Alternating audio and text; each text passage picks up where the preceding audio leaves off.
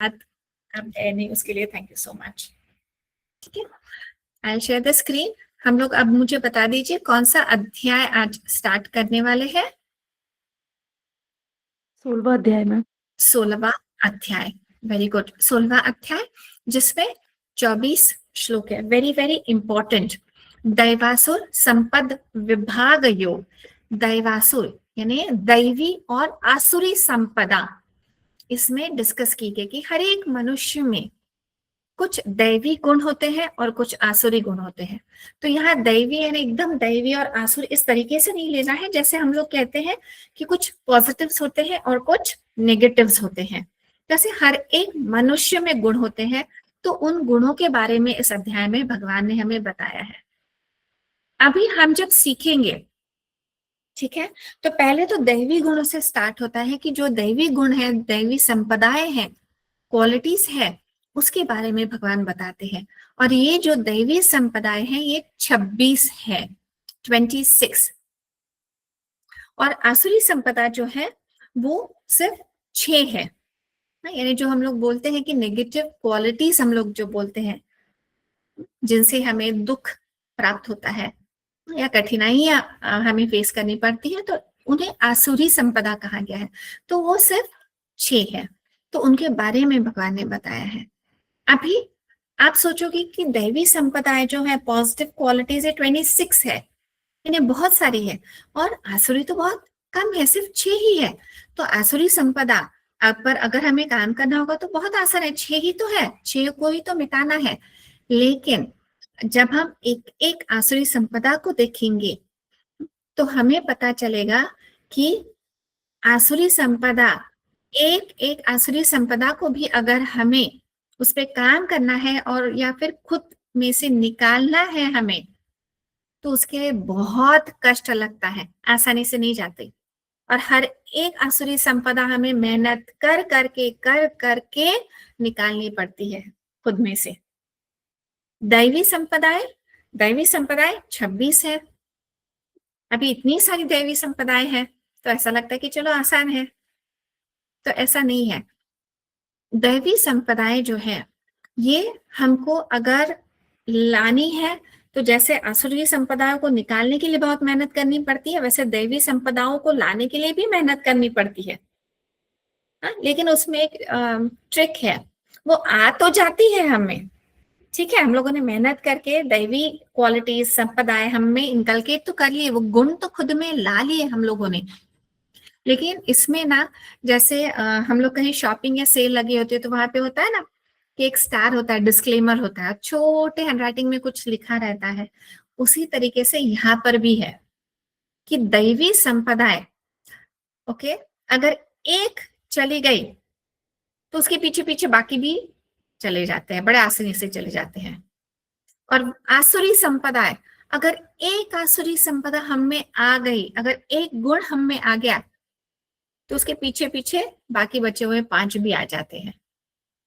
तो ये हमको ध्यान रखना है कि आसुरी संपदाएं आते तो बहुत आसानी से है, जाते नहीं है जल्दी। बिल्कुल उसके विपरीत है दैवी संपदा, मेहनत कर करके हमको अच्छी क्वालिटीज खुद में इनकलकेट करनी पड़ती है। लेकिन जाते वक्त एक दैवी संपदा, एक गुण गया तो उसके पीछे पीछे बाकी भी चले जाते हैं। इसलिए ये बहुत इंपॉर्टेंट है। अभी हम लोग जब सीखेंगे ना, तो हर एक स्टूडेंट ने, बच्चे ने यहाँ पे देखना है कि मुझ में कितनी दैवी संपदाएं हैं, कितनी आसुरी संपदाएं हैं। सभी में होते हैं दैवी आसुरी संपदाएं, किन्हीं में कम होता है, किन्हीं में ज्यादा। बी ऑनेस्ट, किसी को कहीं यहाँ बताने की जरूरत नहीं है, लेकिन खुद में देखना है कि मुझ में कितनी दैवी संपदाएं हैं, 26 में से कितनी है मुझ में, और 6 आसुरी संपदाएं हैं तो उसमें से मुझ में कितनी आसुरी संपदाएं हैं, और उस पे हमें आज से काम करना है। ज्यादा से ज्यादा दैवी संपदाएं हमें होनी चाहिए, और जो भी आसुरी संपदा है एक एक करके उस पे मेहनत करके हमें बाहर निकाल देना है। ठीक है, अब पहला जो श्लोक है 16.1 दैवी संपदाओं से चालू होता है। श्री भगवान उवाच अभयं सत्त्वसंशुद्धिर्ज्ञानयोगव्यवस्थितिः दानन्दमश्च यज्ञश्च स्वाध्यायस्तप आर्जवम् अभयम एक minute I just increase the font अभय अभय यानी क्या तो किसी भी चीज का हमें भय नहीं होना उसे अभय कहा जाता है जस्ट सेकेंड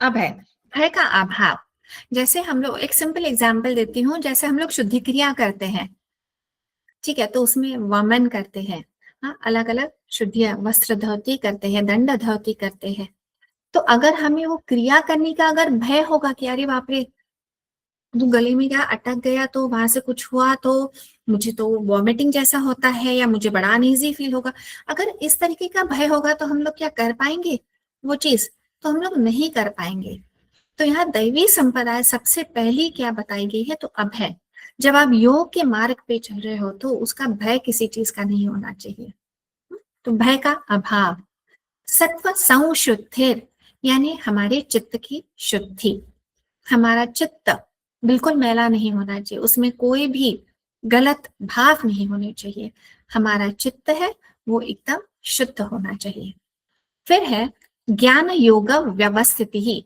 यानी ज्ञान के लिए हमें योग में स्थित होना है हमें योग क्यों करना है तो हमें ज्ञान ग्रहण करना है क्या सत है क्या असत है क्षर क्या है अक्षर क्या है आत्मा क्या है परमात्मा क्या है ब्रह्म कौन है ब्रह्मा कौन जो भी है ये सारा जो ज्ञान है ये ज्ञान हमें ग्रहण करना है और इसके लिए हमें योग में स्थित होना है दान दान हमें सात्विक दान ये हम लोग जब 17 अध्याय में दान करेंगे तो ये हम लोग थोड़ा सा डिटेल में समझ लेंगे कि दान भी करना है तो भगवान कहते हैं कि सात्विक भाव से आपको दान करना है फिर दम दम यानी इंद्रियों का दमन हमारी जो इंद्रियां है वो हमारे कंट्रोल में होनी चाहिए यज्ञ हमें पता है स्वाध्याय स्व अध्याय खुद का अध्ययन करना चाहिए हम क्या है आत्मा क्या है ये शरीर क्या है वो भी और ज्ञान भी खुद से सेल्फ स्टडी करनी चाहिए अभ्यास करना चाहिए हमें तब कर्तव्य पालन के लिए खुशी खुशी जो कष्ट सहना पड़ता है उससे यहाँ पे तप कहा गया है तो यहाँ तप का मतलब क्या है तो सांसारिक जगत में जब हम लोग रहते हैं इस संसार में तो हर एक का कोई तो कर्तव्य होता है जैसे मेल जो होते हैं हेड ऑफ द फैमिली उनका कर्तव्य होता है कि सारे फैमिली को प्रोटेक्ट करना ठीक है घर के लिए उनके खाने के लिए उनके अच्छे रहने के लिए सुख सुविधाएं प्रोवाइड करना इनकम लाना तो ये सारा उनका कर्तव्य है ऐसे हर एक मनुष्य का कोई ना कोई कर्तव्य है और वो कर्तव्य करते वक्त थोड़ा सा कष्ट होता है तो वो जो कष्ट होता है उसमें कंप्लेन नहीं करनी है वो हंसी खुशी करना है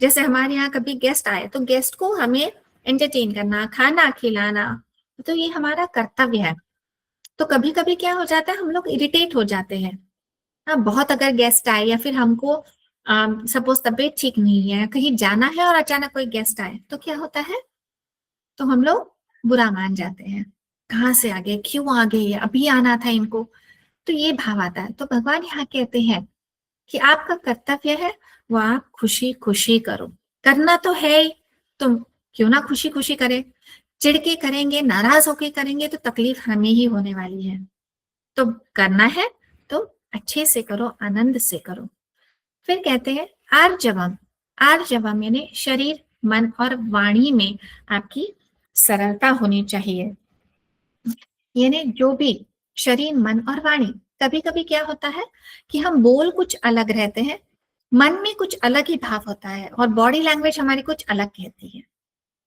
फॉर एग्जाम्पल किसी की हम लोग तारीफ कर रहे होते हैं अरे वाह कितनी सुंदर है ये नेकलेस तो बड़ा सुंदर है तुम्हारा ये तो मुंह पे तो हम लोग तारीफ कर रहे होते हैं मन में हमारे क्या चल रहा रहता है मुझे नहीं लगता ये असली है ये जरूर नकली होगा ये भाव होता है बॉडी लैंग्वेज में और ही कुछ दिखता है हमारे तो इस तरीके से ये जो शरीर मन और वाणी है ये अलग अलग दिशा में जाता रहता है तो भगवान कहते हैं कि आप ये जो तीनों चीजें हैं शरीर मन और वाणी इनमें समानता होनी चाहिए जो आपके मन में है वही आपके वाणी में होना चाहिए, और जो वाणी में है वही आपके मन में होना चाहिए, वही आपके बॉडी लैंग्वेज में होना चाहिए।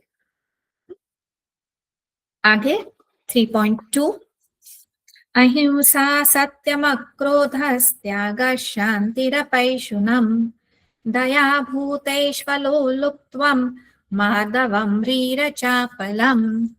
अभी सभी ने बच्चों ने याद रखना है कि ये जो श्लोक है दैवी संपदा और आसुरी संपदा बाय डिफॉल्ट आपको लर्न करना है, क्योंकि ये सीक्वेंस से लगाने आता है और इससे काफी सवाल पूछे जाते हैं, तो इसको तो ऑप्शन में आप रखिएगा ही बात। अहिंसा यानी हिंसा ना करना, सत्यम यानी सत्य बोलना, अक्रोध यानी क्रोध ना करना, कम कर क्यों चिढ़ना है, हमें क्रोध नहीं करना है।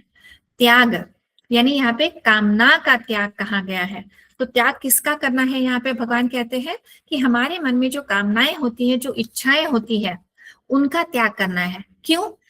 क्योंकि हमने वो सीक्वेंस देखा था, किन्हीं को अगर याद होगा तो बोल दीजिए वो सीक्वेंस की कामना से क्या होता है, हैंड रेस कर दीजिए। किन्हीं को याद? हाँ, यस मैम। किन्होंने हैंड रेस किया है? विषयों के चिंतन से आसक्ति, आसक्ति से काम, काम से क्रोध, क्रोध से सम्मोह, सम्मोह से स्मृति विभ्रम, से बुद्धिनाश। जी, वेरी गुड। तो इसलिए भगवान कहते हैं कि ये जो कामना होती है उनका हमें त्याग करना है, हमारे मन में कोई कामना नहीं रहनी चाहिए।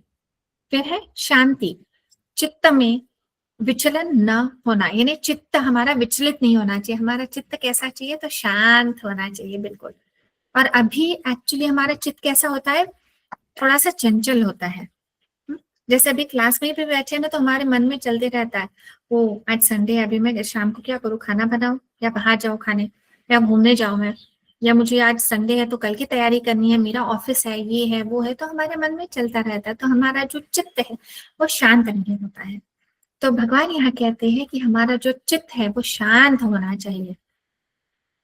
फिर अपैशुनम यानी चुगली ना करना। इधर जो हम लोग गॉसिपिंग बोलते हैं ना, कि अगर किटी पार्टी में 10 औरतें हैं, अगर जो नहीं होगी ना तो उसके बारे में बोला जाता है, ये बाय डिफॉल्ट होता है। ठीक है, तो भगवान यहाँ कहते हैं कि ये जो चीजें हैं ना, कि हम लोग किसी के बारे में बात करते रहते हैं उसके पीछे, तो ये नहीं करना चाहिए ऑनेस्टली। और अगर आप सोचो ना तो उससे कोई फायदा नहीं होता है, it's just waste of time और एनर्जी। क्यों? ये करना ही नहीं चाहिए। अगर कोई नहीं है नहीं है, वो कैसी है क्या है फर्क ही नहीं पड़ता। एक्चुअली हमारे इतनी फास्ट लाइफ है ना, तो खुद के बारे में सोचो, खुद हमें क्या करना है इस जिंदगी में, हमें क्या ज्ञान ग्रहण करना है, मुझे कैसा जीना है, मेरा व्यवहार कैसा चाहिए। अगर ये भी आप सोचो और आप उस तरीके से आपका आचरण चालू कर दो ना, तो इन सब चीजों के लिए हमको टाइम ही नहीं बचेगा। तो ये सारी चीजें किन लोगों की होती है, जिनको बहुत टाइम होता है, हाँ? जो सिर्फ बाहर की जो मटेरियलिस्टिक वर्ल्ड है ना, पैसा गाड़ी बंगला डेजिग्नेशन, तो उन लोगों को बहुत टाइम होता है। जिनको ज्ञान ग्रहण करना है या अपना खुद का जो प्रोग्रेस होता है, तो उसके बारे में जब किसी को इच्छा ही नहीं रहती है कि उसके बारे में कुछ करे, बस मजा करना। जैसे चारवाक दर्शन, अगर आपने दर्शन पढ़े हो तो चारवाक दर्शन वाले होते, खाओ पियो मजा करो, बस उनका उतना ही ध्येय रहता है। तो ऐसे लोगों को ये बहुत टाइम होता है चुगली करने का। फिर है दया भूतेषु, भूतेषु यानी सारे भूत मात्रा, यानी सारे प्राणियों के लिए, सिर्फ ह्यूमन बींग्स के लिए, सिर्फ मनुष्यों के लिए नहीं, पक्षी पेड़ सारे प्राणी जो है, उन सभी प्राणियों के लिए हमारे मन में दया भाव होना चाहिए। ऐसे नहीं कि मनुष्य के लिए अच्छा है और कोई कुत्ता देखे तो पत्थर मार दे उसको, तो ये नहीं होना चाहिए। सभी प्राणों के लिए हमारे मन में दया होनी चाहिए। फिर है अलोलुप्त्वम यानी लालच नहीं होना चाहिए। मार्दवम स्वाभाविक कोमल भाव, हाँ, यानी हमारा मन जो होता है वो कैसा होना चाहिए, तो बिल्कुल कोमल होना चाहिए। हमारा जो आचरण है, जो बोलना है, एकदम हम लोग जैसे बोलते हैं ना कि जेंटल, एकदम सॉफ्ट होना चाहिए। री, री यानी अकर्तव्य करने पर लज्जा, यानी अगर हमें पता है कि कोई चीज, अगर ये चीज गलत है, फॉर एग्जाम्पल जैसे मैंने कल एक एग्जाम्पल दिया था कि सिगरेट पीना, ये किसके लिए एग्जाम्पल दिया था, कौन सी क्वालिटी के लिए, सिर्फ हैंड रेस कर दीजिए। सिगरेट पीना हमें पता है कि बुरी है चीज है, ड्रिंक्स लेना बुरी है, फिर भी हम लोग करते हैं। तो उसके लिए हम लोगों ने कल एक वर्ड देखा था, मैंने जब एग्जाम्पल दिया था, किन्हीं को याद है? यस मैम, प्रमाद के लिए तमोगुण जब पढ़ा रहे थे ना आप। जी, हैंड रेस कर दीजिएगा। हाँ, प्रमाद के लिए, कि प्रमाद यानी क्या, हमें जब पता है कि ये चीज गलत है, ये हमारे लिए सही नहीं है, फिर भी हम लोग जब करते हैं वो चीज, तो उसे प्रमाद कहा गया है। उसी तरीके से यहाँ पे री, अकर्तव्य करने पर लज्जा, यानी अगर हमें पता है कि ये चीज गलत है तो हम वो कभी नहीं करेंगे, वो करने से हमें लज्जा आएगी, तो उसे री कहा गया है यहाँ पे।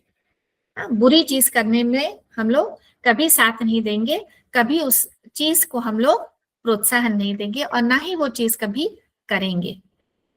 अचापलम यानी चपलता का अभाव।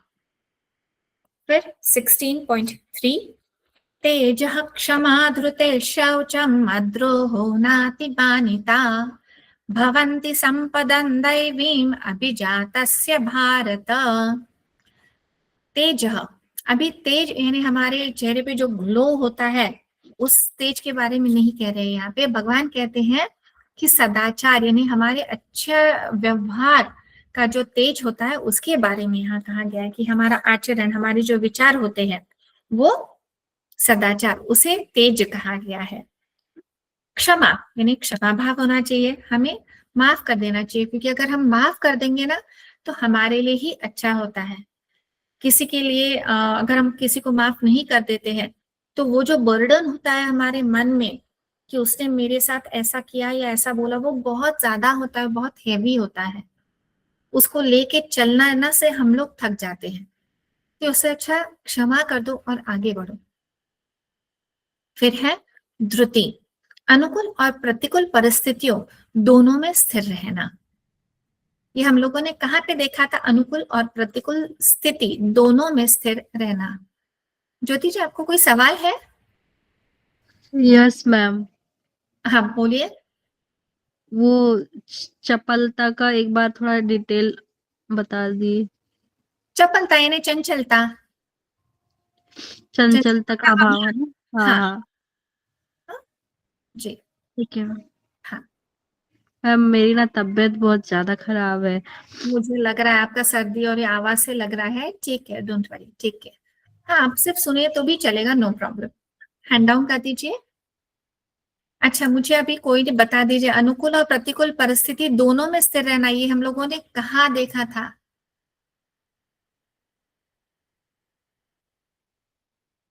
मैम स्थित प्रजय।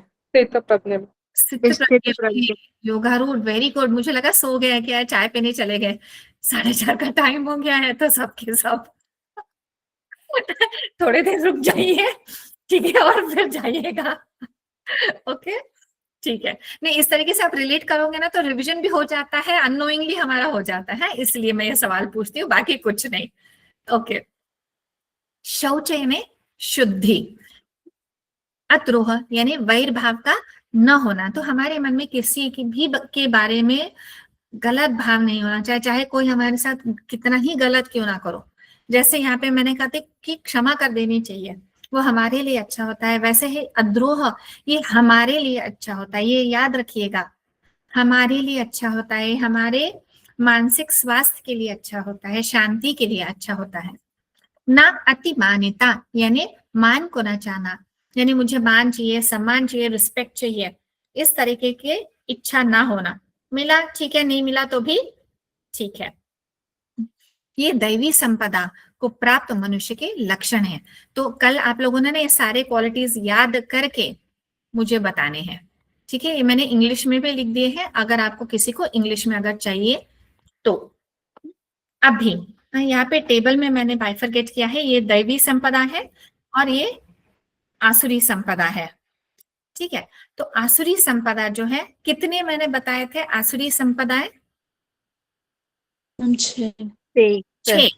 और दैवी संप्रदाय कितनी बताई थी मैंने? 26 26 हाँ, सो हम लोगों ने अभी दैवी संप्रदाय देख ली, अभी आसुरी संप्रदाय। तो 16.4 में आसुरी संप्रदाय बताई गई, 6 ही है। अभी अब वो आसुरी संप्रदाय देखिए और देखिए हम में कौन सी है। हाँ, सब में होती है, ऐसा कुछ ये नहीं है एकदम कि किसी में नहीं होती है, होती है। दंभो दर्पोऽभिमानश्च क्रोधः पारुष्यमेव च अज्ञानैचाभिजातस्य पार्थ संपदमासुरीम्। ओके, दंभ करना यानी प्रिटेंशन, दंभ करना यानी प्रिटेंशन यानी हम जो नहीं है वो दिखाना। ठीक है, जैसे हम लोग करते हम लोग बोलते हैं ना शो ऑफ करना। ठीक है, कोई बहुत दिखाते मेरे पास इतना पैसा है, इतना बैंक बैलेंस है, इतना गाड़ी है, मैं सिर्फ ब्रांडेड पहनता हूँ, या जो भी है। ठीक है, तो ये जो दंभ है ये तो प्रिटेंशन, जो नहीं है वो दिखाना, उसे दंभ कहा गया है। दर्प यानी एरोगेंस, किसी किसी किन्हीं किन्हीं लोगों के बोलने में, बॉडी लैंग्वेज में, उनके बिहेवियर में एक एरोगेंस होता है, तो उसे दर्प कहा गया है। अभिमान करना, अभिमान यानी खुद के बारे में बहुत ज्यादा, यानी खुद को कुछ बड़ा समझना कि मैं तो ये हूं, मैं तो वो हूं, मैं ऐसा वैसा नहीं हूं। हाँ, तो उसे अभिमान। फिर या फिर हम लोग कहते हैं ना कि मैं अलग हूं, मैं इन लोगों जैसी नहीं हूं। हाँ, तो ये अभिमान कि आई एम डिफरेंट। फिर है क्रोध।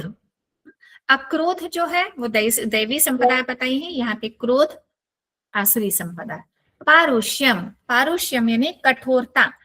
मुझे बताइए कठोरता, पारुष्यम का अपोजिट दैवी संप्रदाय में आया था, कौन सा गुण बताया था? कोमलता। हाँ, तो उसका संस्कृत में नाम कौन सा है? मार्दवम मार्दवम। मार्जम। Very nice. इसके बिल्कुल उल्टा है यहाँ पे, पारुष्यम यानी कठोरता। Very good. अज्ञानता यानी अविवेकी, अज्ञान आसुरी संपदा के ये लक्षण है। तो कौन से हैं? दंभ, दर्प, अभिमान, क्रोध, पारुष्यम और अज्ञानता। डॉली जी, मुझे 6 आसुरी संपदा के गुण बता दीजिए आप।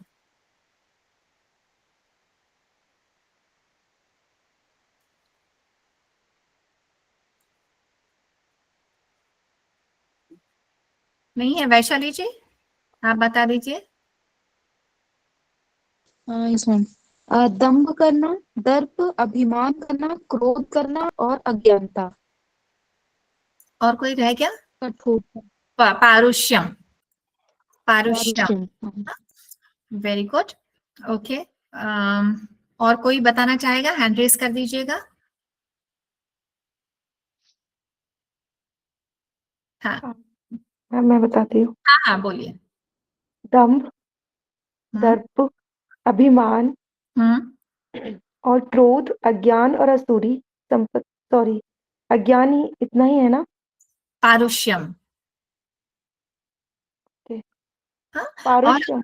हाँ, क्रोध, पारुष्यम यानी कठोरता और अज्ञानता। और जब आप लर्न करोगे ना तो कोशिश कीजिएगा कि आप लाइन से लर्न करें, सीक्वेंस से, क्योंकि ठीक। सीक्वेंस में भी पूछने के लिए आता है। तो जब आप रिवाइज करोगे तो उसी तरीके से आप करने की कोशिश कीजिएगा।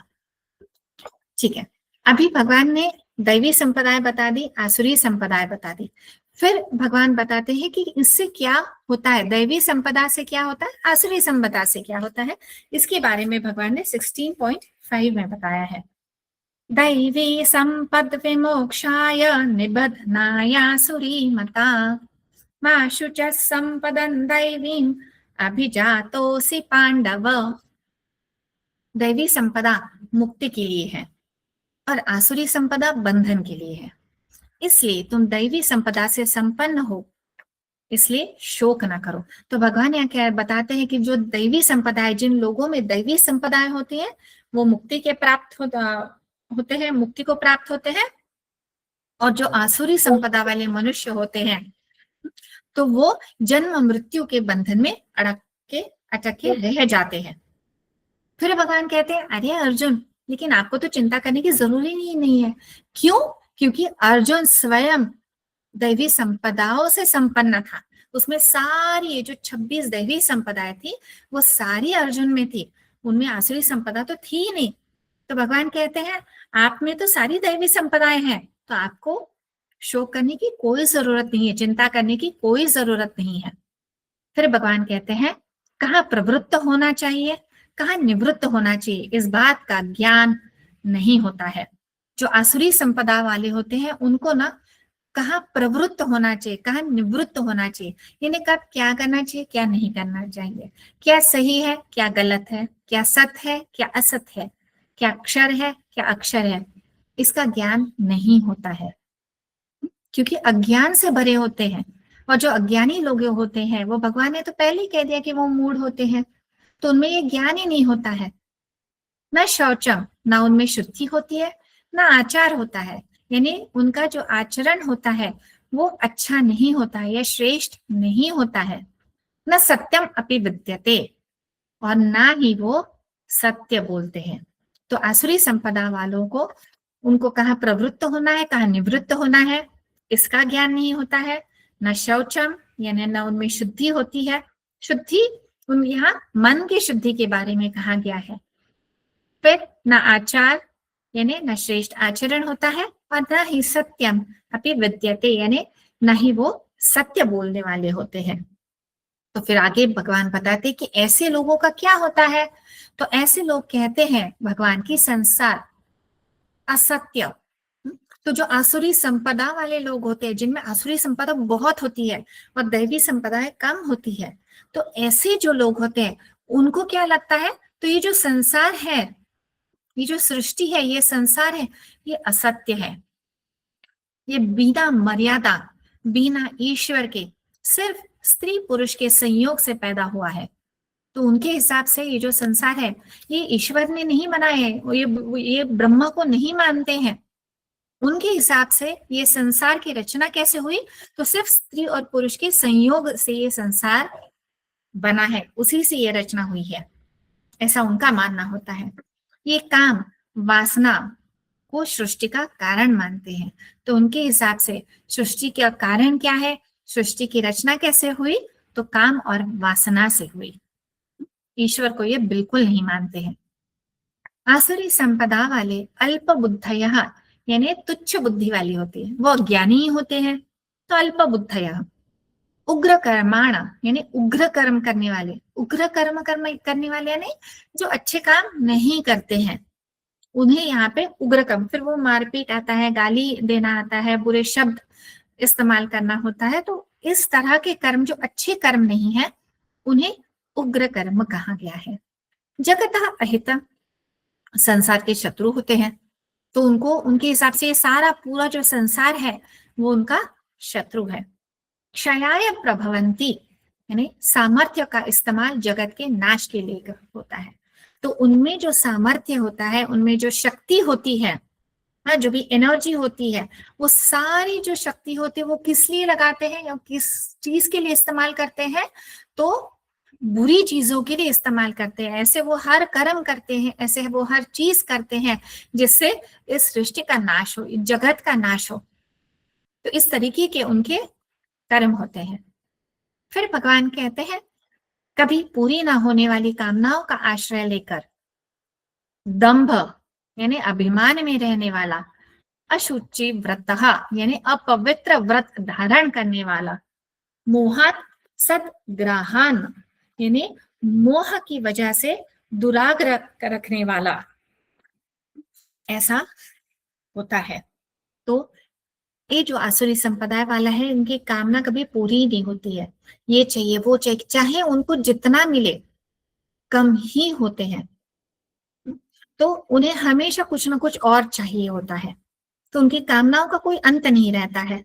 दंभ करने वाले होते हैं, यानी बहुत अभिमानी वो होते हैं। फिर अशुचि व्रतः, यानी अपवित्र व्रत धारण करने वाले, यानी उनके मन में हमेशा बुरी सोच ही रहती है।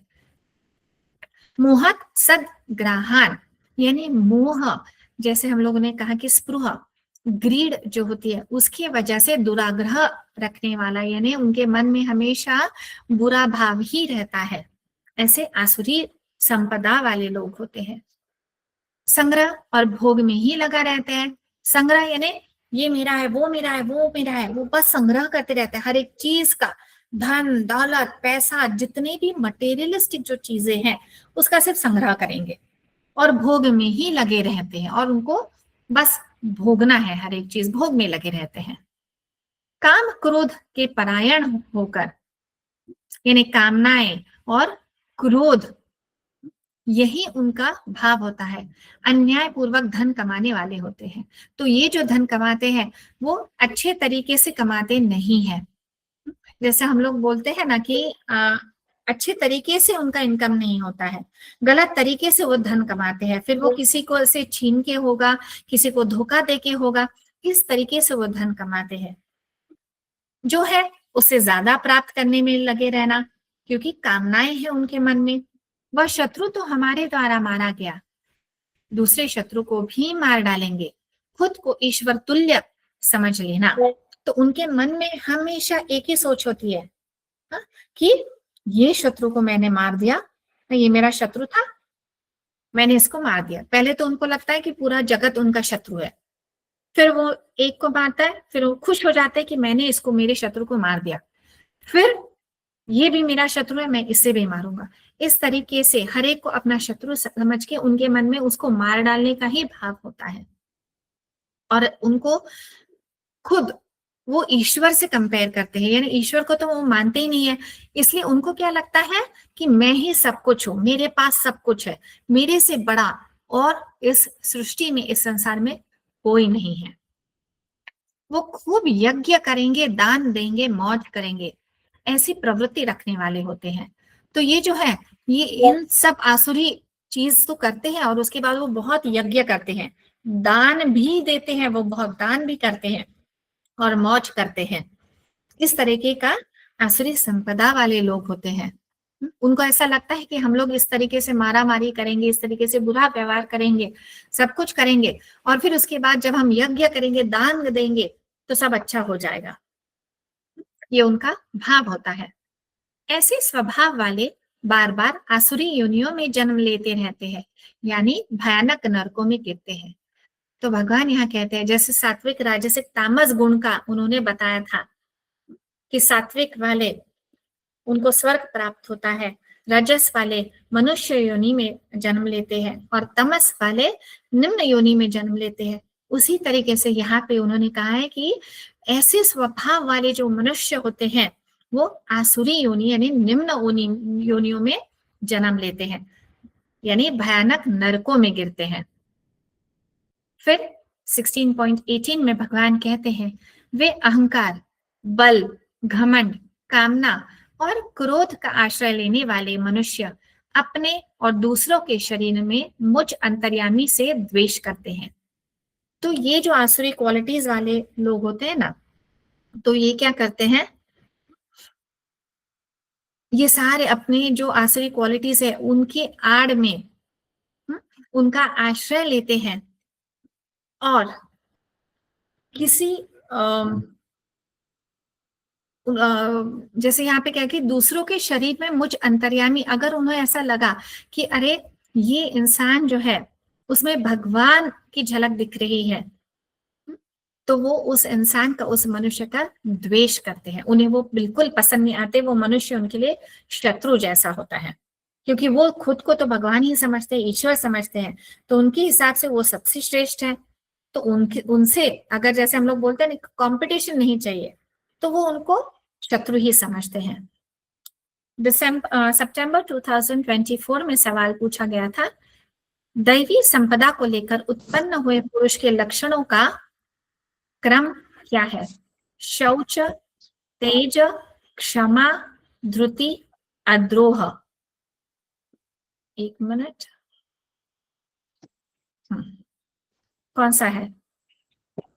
हैंड रेज कर दीजिएगा। तीसरा। वंदना जी आपको सॉरी मैम। अच्छा, किन्होंने बोला था, किनको बताना है? हैंड रेज कर दीजिए सर। वंदना जी आपको बताना है? अच्छा नहीं, किन्हें बताना है? वैशाली जी आपको बताना था, बोलिए।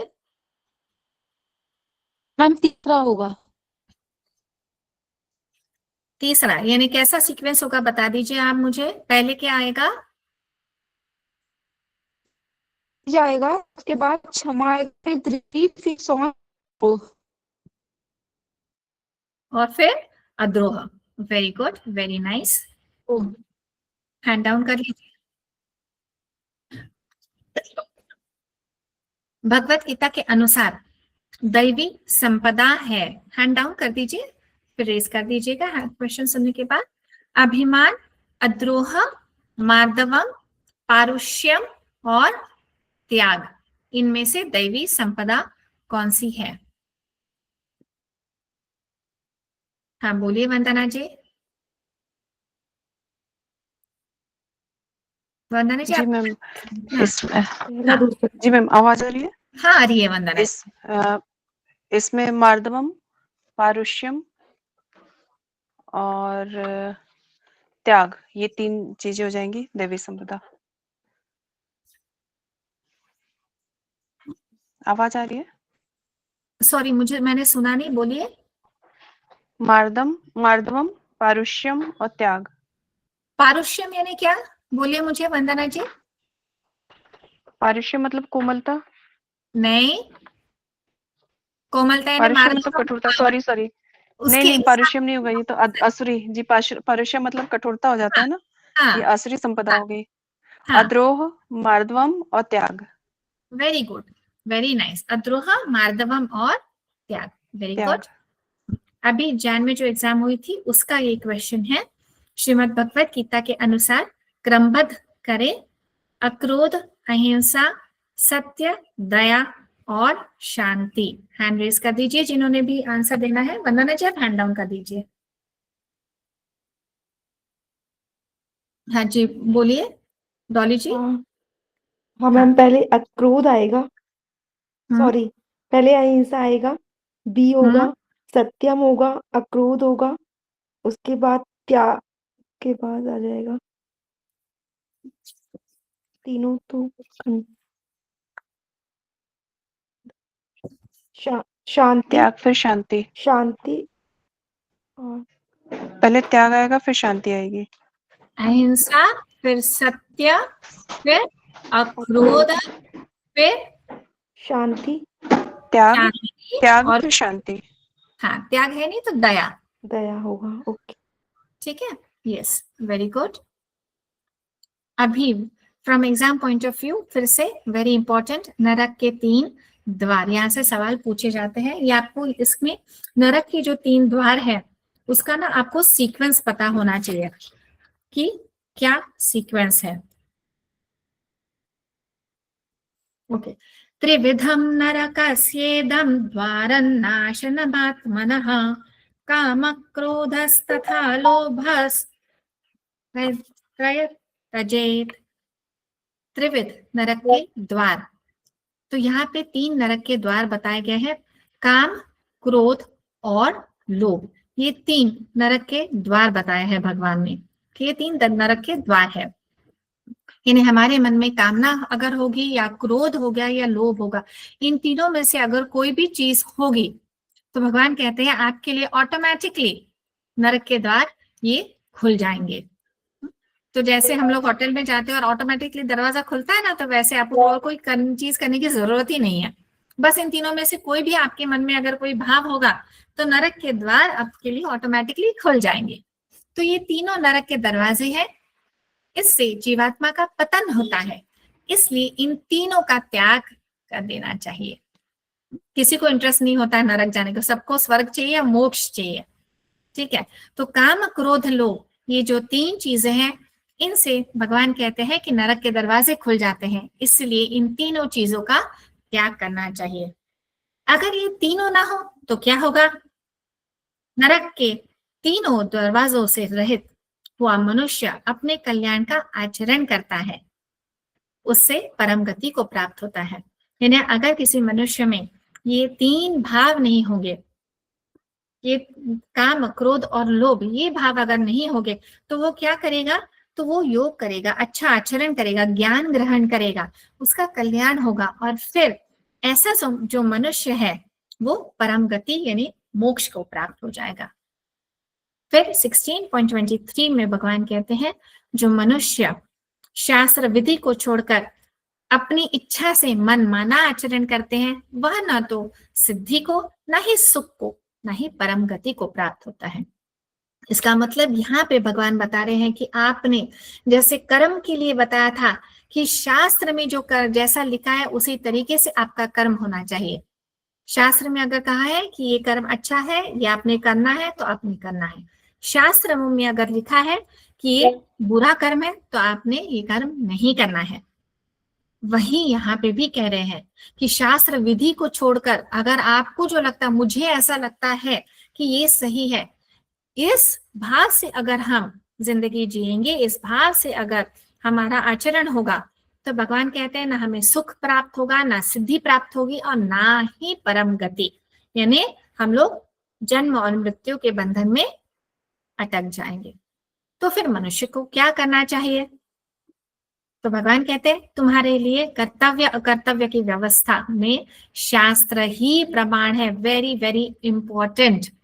हमें कैसे पता चलेगा कि हमारा कर्तव्य क्या है, अकर्तव्य क्या है, अच्छे कर्म कौन से हैं, बुरे कौन से, कर्म कैसे करने चाहिए, कौन सा कर्म करना चाहिए, कौन सा नहीं करना चाहिए? तो भगवान कहते हैं हर चीज के लिए शास्त्र हमारा प्रमाण है। यानी जैसे कोई हम लोग इलेक्ट्रॉनिक गैजेट ले ले, कोई मोबाइल ले ले या कुछ नया सपोज माइक्रोवेव ले ले, एयर फ्रायर अभी आया है वो ले ले, तो पहले हम लोग वो बुकलेट खोल के देखते हैं ना कि अच्छा इसमें क्या लिखा है, किस तरीके से इसको यूज करना है, और उसी तरीके से हम लोग वो यूज करते हैं। तो हमारे लिए वो जो बुकलेट है वो प्रमाण है, उसी के हिसाब से हम लोग चलते हैं। तो उसी तरीके से शास्त्र जो है वो हमारा मैनुअल होना चाहिए जिंदगी का, कि शास्त्र में जो भी लिखा है उसे प्रमाण मान के हमें चलना चाहिए कि वो यथार्थी है, वो बराबर ही है। ऐसा जानकर इस लोक में शास्त्र विधि से नियत कर्तव्य कर्म करने योग्य है। यानी हे अर्जुन तुम शास्त्र विधि के अनुसार कर्म करो। तो ये सारी जो चीजें हैं तो भगवान इसलिए कह रहे हैं कि अर्जुन आपका जो कर्तव्य कर्म है वो है युद्ध करना। शास्त्रों में लिखा है कि आपका जो कर्म है, आप क्षत्रिय हो, आपका धर्म है कि युद्ध करो, जस्टिस के लिए, इनजस्टिस के विरुद्ध आप युद्ध करो, न्याय के लिए आप युद्ध करो, न्याय दिलाओ, तो युद्ध करो। 2026 में ये पूछा था सवाल, मैच द फॉलोइंग है, दैवी संपदा, आसुरी संपदा, नरक का द्वार और तमस। गुड। काम, शौच, अज्ञान और मंत्रहीन। अभी मुझे सिर्फ एक एक का बताइए। दैवी संपदा, दैवी संपदा बोलिए वैशाली जी। मैम शौच। शौच ज्योति जी। आसुरी संपदा, अज्ञान। नरक द्वार, काम। अस्मिता जी। हाँ जी। नरक का द्वार, काम। ओके, काम। फिर उसके बाद तामस अज्ञान।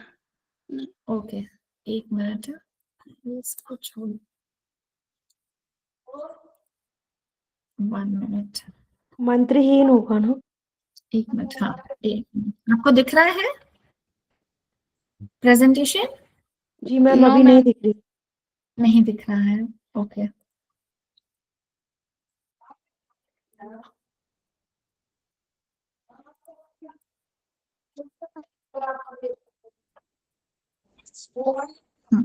अभी दिख रहा है आपको? हाँ, ठीक है, ओके, सॉरी। हाँ, कहाँ पे थे? दैवी संपदा हो गया, आसुरी संपदा, आसुरी संपदा कौन सी है हमने कहा था? अज्ञान। अज्ञान है, वेरी गुड। नरक का द्वार, काम। काम। तामस, मंत्रहीन। मंत्रहीन, मंत्रहीन। ये हम लोग आगे भी पढ़ेंगे, इसका जो है बताया गया है, ठीक है। 17th अध्याय श्रद्धात्रय विभाग योग, इसमें 28 श्लोक बताए गए हैं भगवान ने। तो भगवान को अब अर्जुन पूछते हैं कि अब अर्जुन के मन में दुविधा उत्पन्न होती है। जो सवाल पूछते हैं कि जो लोग किन्हीं का तो माइक अनम्यूट है, म्यूट कर लीजिएगा। अस्मिता जी, आपको कोई सवाल है? नो मैम, पहले का था। अच्छा, ओके। मैम तो अब हमारा है। अर्जुन के मन में किनका है? मुझे अच्छा दिख नहीं रहा, आप पूछिए। एक्चुअली वंदना बोल रहे थे मैम। एक्चुअली एक दो शब्द थे, आर्जवम और मार्दवम। इन दोनों शब्दों का मीनिंग एक बार एक्सप्लेन कर देती है मैं थोड़ा, दोनों में क्या डिफरेंस है? आर्जवम मार्दवम यानी बिल्कुल कोमलता का हमारे मन में, हमारे शब्दों में, आचार विचार में बिल्कुल कोमलता होनी चाहिए। हमको किसी के से बात करके लगता है ना कि इतना सॉफ्ट स्पोकन इंसान है। जैसे आप कौशल सर का लेक्चर अटेंड करते हैं, कौशल सर किस तरीके से बात करते हैं, बहुत सॉफ्ट होता है उनका बात का स्टाइल, राइट? एकदम बात करना या कुछ भी है बोलना है तो बिल्कुल मार्दवम यानी जेंटल होता है उनका, तो उसे मार्दवम कहा गया है। ठीक है। और आर्जवम एकदम स्ट्रेट फॉरवर्ड होना चाहिए हर एक चीज में। हमारे शरीर, मन और वाणी, इन तीनों में एक ही भाव होना चाहिए। ऐसा नहीं कि मन में कुछ है और हम बोल कुछ और रहे हैं, वो नहीं होना चाहिए। काफी बार हमारे मन नहीं करता है लेकिन हम लोग मुंह से तारीफ कर देते हैं, राइट? तो वो जो होता है ना, अलग अलग चीजें, वो नहीं होना चाहिए। तो भगवान कहते हैं कि जो आपके वाणी में है वही आपके मन में होना चाहिए, और जो मन में है वही आपकी वाणी में होना चाहिए। जो भी है स्ट्रेट फॉरवर्ड। यानी कठोर शब्द भी यानी आपकी सरलता में ही आ जाएंगे। अगर कुछ गलत शब्द बोलते हो या कठोर शब्द बोलते हो, आपके विचार में ऐसे आ रहे हैं तो सरलता में, आर्जवम में ही आ जाएगा वो। नहीं, कठोरता से बिल्कुल नहीं, स्ट्रेट फॉरवर्डनेस यानी रूढ़ बिल्कुल नहीं आता, फिर वो तो आसुरी प्रवृत्ति होगी। आप कोई भी चीज आपको अगर पसंद भी नहीं है तो आप चुप बैठो ना, झूठी तारीफ क्यों आपको करना है? और जो भी बोलना है वो आप अच्छे तरीके से भी पुटफोट कर सकते हो कि अच्छा मुझे ऐसा लगता है। जैसे हम लोग कहीं जाते थे, हम लोग बोलते हैं कि क्या पहन रखा है, इसको कुछ समझ में नहीं आता है क्या, कैसे दिख रही है, राइट? तो आप अच्छे तरीके से भी बोल सकते हैं ना, इससे ना वो ज्यादा सूट होता है। ओके, तो वो एक चीज होता है जी। हाँ, मतलब सही शब्दों का प्रयोग करते हुए, मतलब अपने उसको, मतलब हार्श वॉइस यूज करते ना यूज करते हुए, अपना अपशब्द ना कहते हुए आप सामान्य भाषा में उसको अच्छे से समझा दें या बोल दें, वो सरलता है। तो जो मन में है वही आपके वाणी में होना चाहिए और अच्छे से आप बोल दो, वरना मत बोलिए। जी, थैंक यू जी। हाँ, तो अर्जुन आप पूछते हैं, वो सवाल पूछते हैं कि जो लोग शास्त्र विधि से कर्म नहीं करते हैं लेकिन पूरी श्रद्धा पूर्वक कर्म करते हैं, उनकी निष्ठा कैसे होती है? तो अभी 16 अध्याय में भगवान ने ये बता दिया कि आपको जो कर्म करने हैं वो शास्त्र को प्रमाण मान के करना है। तो यहाँ पे अर्जुन फिर पूछते हैं कि अरे आपने अभी तो ये बताया कि शास्त्रों के हिसाब से कर्म करना है, लेकिन अगर कोई इंसान शास्त्र विधि से कर्म नहीं करता है लेकिन उसके मन में पूरी श्रद्धा है और उस पूरी श्रद्धा से वो कोई कर्म अगर कर रहा है तो उसकी निष्ठा कैसे होगी? सात्विक, राजसिक या तामसिक? अभी 17, 18 अध्याय पूरी चीजें आपको बहुत अच्छे से ध्यान से सुननी है। हम लोग सिर्फ आज इंट्रो करके मैं थोड़ा सा समझा के एक दो चीजें छोड़ दूंगी, क्योंकि इसमें लर्निंग का पार्ट बहुत है और समझने का भी पार्ट बहुत है, क्योंकि हर एक चीज ये त्रिगुण के हिसाब से बताई गई है। तो भगवान कहते हैं सभी मनुष्य को की श्रद्धा जो होती है वो अंतकरण के अनुसार 3 तरह की होती है। तो यहाँ पे श्रद्धा के भी 3 प्रकार बताए हैं भगवान ने। तो पहले इसमें भगवान बताते हैं कि तमस जो श्रद्धा होती है वो किस तरह की होती है। यजन्ते सात्विका देवान यक्ष राक्षांसि राजसाः प्रेतान् भूतगणाश्चान्ये यजन्ते तामसा जनाः। त्रिविध श्रद्धा। यजन्ते सात्विका देवान यानी सात्विक श्रद्धा। सात्विक श्रद्धा वाले जो लोग होते हैं वो देवताओं की पूजा करते हैं। फिर यक्ष राक्षसाओं से राजसा यानी राजसिक श्रद्धा वाले जो लोग होते हैं वो यक्ष और राक्षसों की पूजा करते हैं। और फिर भगवान कहते हैं कि तामस श्रद्धा वाले जो लोग होते हैं वो भूत और प्रेतों की पूजा करते हैं। तो श्रद्धा तो सभी में होती है, लेकिन आप किस की पूजा कर रहे हो, किस भाव से कर रहे हो, उस हिसाब से होता है। तो सात्विक श्रद्धा वाले जो भी लोग होते हैं, उनकी अगर श्रद्धा सात्विक होगी तो भगवान कहते हैं कि फिर वो देवताओं की ही पूजा करेगा। अगर मन में राजसिक भाव होगा तो फिर वो यक्ष और राक्षसों की पूजा करेगा। और उसी तरह अगर तामस भाव अगर होगा तो फिर वो श्रद्धा किसकी करेगा, तो वो भूत और प्रेतों की पूजा करेगा। तो यक्ष क्या है, यहाँ पे मैंने, अगर किन्हीं को पता नहीं होगा तो मैंने यहाँ पे लिखा है कि यक्ष भी देव योनियों जैसे ही होते हैं, एक प्रकार के देवता जो कुबेर के सेवक और उसकी जो संपत्ति होती है उसके रक्षक होते हैं, वो उनकी रक्षा करने वाले होते हैं। फिर एक मिनट है, इतना सिर्फ कर लेती हूँ।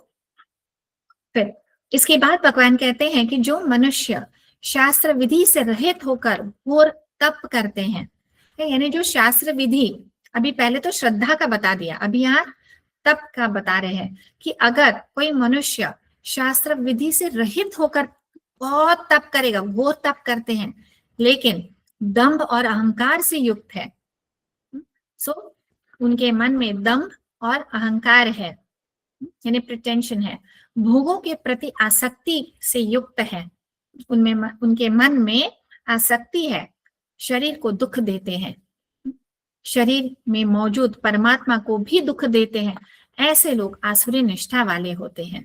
तो भगवान यहाँ पे बता रहे हैं कि अगर कोई तप भी अगर कर रहा हो, अगर वो तप घोर तप है पर वो शास्त्र विधि से रहित है, यानी उन्होंने शास्त्र को प्रमाण नहीं माना है, उनमें दंभ है, अहंकार है, आसक्ति है, शरीर को बहुत कष्ट देके तप कर रहे हैं, यानी होता है ना कभी कभी जैसे कोई कोई आसन कर रहे होते तो कुछ लोग कैसे करते कि शरीर को बहुत कष्ट दे कि वो आसन शरीर को तोड़ के मरोड़ के, है ना, वो आसन मुझे आना ही चाहिए करके करते हैं। तो भगवान कहते हैं कि शरीर को दुख देकर अगर आप कर रहे हो, शरीर में मौजूद परमात्मा को भी तो दुख होता है, उनको भी दुख देते हैं, तो ऐसे लोग आसुरी निष्ठा वाले होते हैं।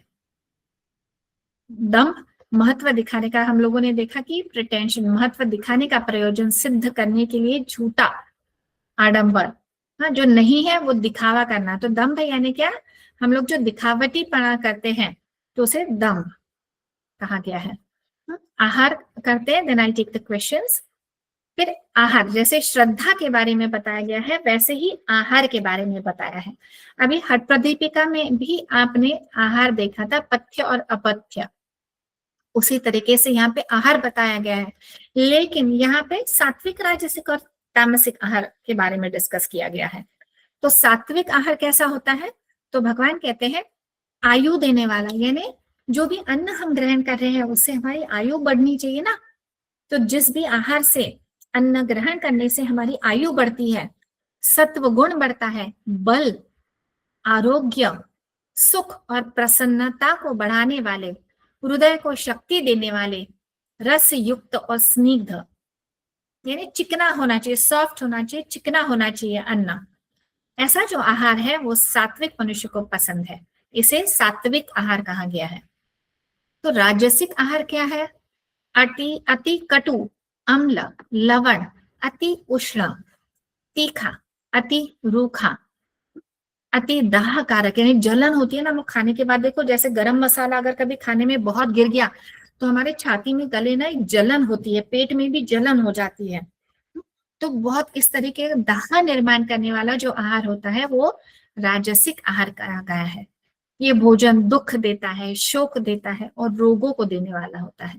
तो अगर आप बहुत तीखा खाएंगे, इतना गरम दाह कारक अगर खाएंगे, बहुत खट्टा खाएंगे, अम्ल खाएंगे, तो भगवान कहते हैं कि आप रोगों को निमंत्रण देंगे। अब जब आप आयुर्वेद पढ़ेंगे ना तो ये और अच्छी तरीके से आपको समझ में आएगा कि ऐसा क्यों बोल रहे हैं ये। फिर है तामसिक, यातयामम। यातयामम ये वर्ड बहुत इंपॉर्टेंट है, एग्जाम में पूछा जाता है, और ये थोड़ा अलग है ना, तो हमको ऐसे जल्दी से स्ट्राइक नहीं होता है अगर पूछा गया तो यातयामम यानी सड़ा हुआ जो है, गत रसम यानी रस रहित, जो सूखा होता है ना बिल्कुल, एकदम ड्राई जो बोलते हैं उसे गतरसम कहा है। पूती, पूती यानी दुर्गंधित, जिससे खराब बदबू आ रही है, ऐसा जो बचा हुआ अन्न होता है। पर्युषित यानी बासी। उच्चिष्टम यानी झूठा। अमेध्यम यानी अपवित्र, अपवित्र यानी मांस मच्छी जो है ना, नॉनवेज को यहाँ पे अमेध्यम कहा गया है, यानी अपवित्र कहा गया है। इन सब टाइप के जो अन्न है, जो इसे तामसिक आहार कहा गया है। इसके सिर्फ श्लोक देख लेते हैं और फिर रुक जाते हैं हम लोग। मैं एक बार से पढ़ लेती हूँ ये श्लोक जो है, क्योंकि इस बार एग्जाम में श्लोक से भी पूछे गए हैं सवाल, तो आपको ये श्लोक पता होने चाहिए। इसीलिए आयु सत्व बलारोग्य सुख प्रीति विवर्धनाः तस्या स्निग्धा स्थिरा हृद्या आहारा सात्विक प्रियाः। फिर आगे का है कट्वं ललवणात्युक्ष्ण तीक्ष्ण रुक्ष विदाहिनः आहारा राजसश्चेष्टा दुःख शोकामय प्रदाः। आगे है तामसिक आहार का यातयामंगतरसं पूति पर्युषितं च यत् उच्चिष्टमपि चामेध्यं भोजनं तामसप्रियम्। तो ये आपको तीनों याद करने हैं। क्यों? क्योंकि एग्जाम में पूछे जाते हैं। हम लोग एक क्वेश्चन सिर्फ देख लेते हैं। भगवत गीता के अनुसार राजसिक आहार के लक्षण नहीं है लवण युक्त, स्निग्ध, बहुत गर्म, स्थिर रहने वाला, रस युक्त। हैंड रेज कर दीजिए आप।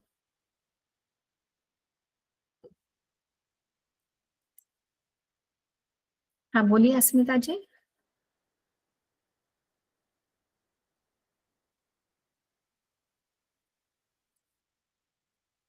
जी बोलिए। मैम एक तो स्निग्ध होगा,